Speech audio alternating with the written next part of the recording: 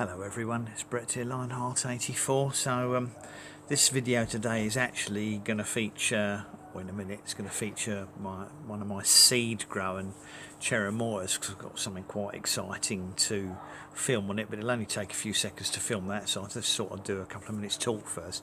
Now, one of the there's 4 basic hurdles that you have to cross with if you're trying to grow tropicals in a climate or frost. If you're trying to grow frost tender tropicals and subtropicals in a climate like ours, where effectively 6 months of the year is virtually winter as far as the tropicals are concerned.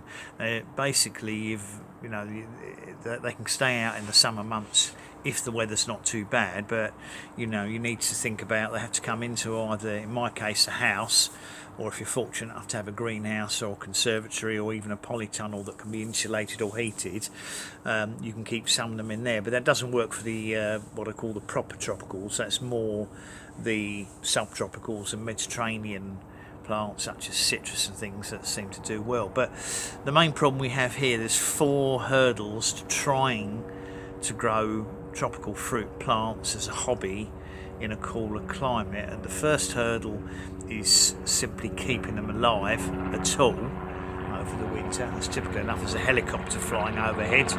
Every time I make a video, a helicopter seems to appear, or a car alarm goes off. Still be gone in a minute. Yeah, the main 4 hurdles are: 1, keeping the plants alive over winter. It's very tough. Low light levels here, dry central heating in the house when most of them like humidity. You can't put them outside, of course, in winter because they're going to die almost overnight. So the first challenge is keeping them alive. The second challenge is finding a way to get the plants to flower. It's very tricky. Most of the tropicals don't like flowering here. I've had some success, and then if you do manage to get flowers, you get to hurdle number 3, which is getting the flowers to set fruit. Again, without the right pollinating insects and without the right climate and atmosphere, it's very, very difficult to get any of the plants to set fruit. I mean, for example, the Annona family, the custard apples, Cherimoyas, soursop, sweet sops, they need very specialist insects to pollinate their flowers, or hand pollinating, which is quite a challenge, to be honest, to get any fruits to set, especially in our cooler climate.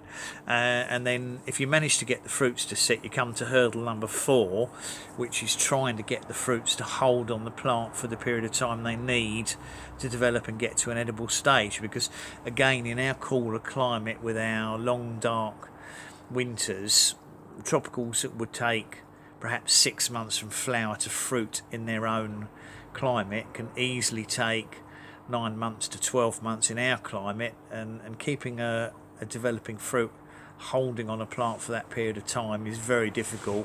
If you witness my efforts with citrus, they tend to drop 99% of the fruits over a period of 6 months, so it's going to be very difficult. But what that brings me to, and what I particularly wanted to show you, was one of my seed growing Annonas. So I'm going to pause the camera, flip it around, and then let you see what I've got to show. I'll catch up with you in a minute.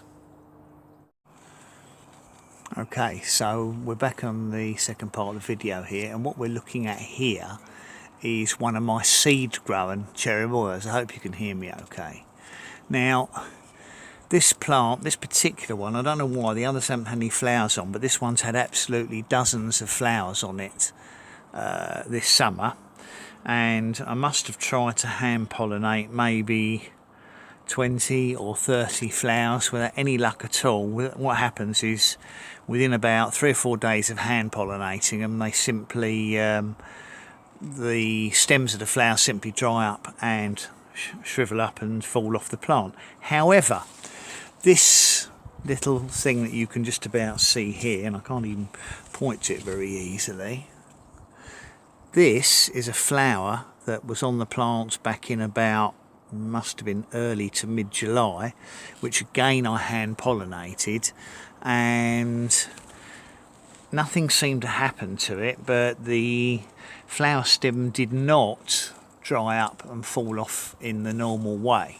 And what started out as about, I suppose, about a 2mm wide fruitlet, if you like, at the end of the flower, has now expanded 6 to 8 weeks later to about, well, it's not even a centimetre, it's about the size of a pea, to be honest, but it is the first fruit I've ever had set on a cherimoya. Now the problem I've got, it's the middle of September, which means for that fruit to hold on the tree, that's if I don't knock it off or it doesn't get attacked by a bird or an insect. The problem I've got now is, how do I keep that fruit on the tree all the way through winter in what's going to be a dry, centrally heated atmosphere inside the house? The plant's about 6 feet tall in the pot, so it can't be enclosed in polythene, and I don't have a greenhouse to keep it humid, so I guess it's just going to be a situation of what will be what will be. But I thought I'd take the opportunity to do a short video and show it, because I've never had an Annona or Cherimoya fruit set ever on any of my plants, so I thought it might interest people just to see that it is possible with hand pollinating in this country to get a fruit to set. The chance of that ever developing to edible size, I would think, is 0, but I will keep people updated if they're interested in it. Obviously, until, bearing in mind I lose dozens of embryo citrus fruit, the omens aren't very good for one single cherimoya, but at least it's got to the stage where the flower has actually set.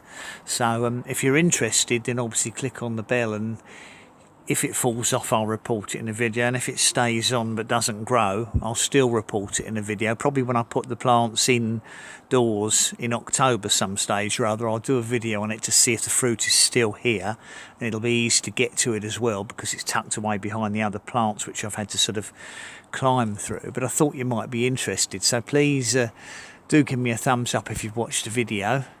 Please subscribe to my channel, share it with anyone you think might be interested. And remember, do click on the bell if you'd like updates on this and my other tropicals, and obviously if anything exciting happens, like it stays on, I'll keep you all updated. I'll see you all soon. Brett out for now.